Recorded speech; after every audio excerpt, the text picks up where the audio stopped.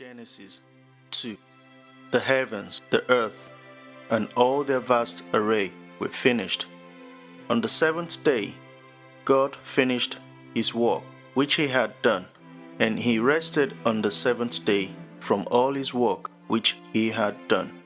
God blessed the seventh day and made it holy, because he rested in it from all his work of creation which he had done.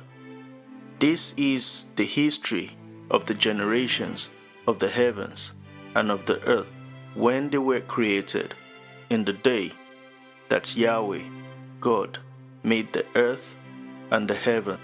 No plant of the field was yet in the earth, and no herb of the field had yet sprung up. For Yahweh God had not caused it to rain on the earth. There was not a man to fill the ground, but a mist went up from the earth and watered the whole surface of the ground.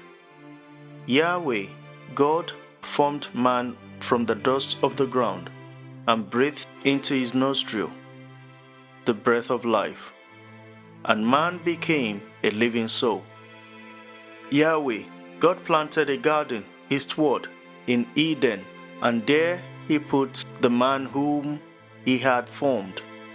Out of the ground Yahweh God made every tree to grow that is pleasant to the sight and good for food, including the tree of life in the middle of the garden and the tree of the knowledge of good and evil.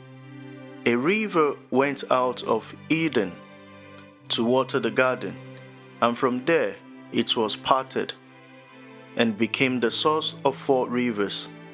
The name of the first is Pishon. It flows through the whole land of Havilah, where there is gold, and the gold of that land is good. Bdellium and onyx stone are also there.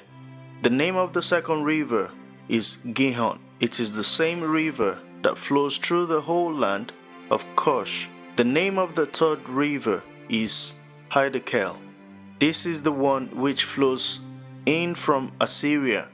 The fourth river is the Euphrates.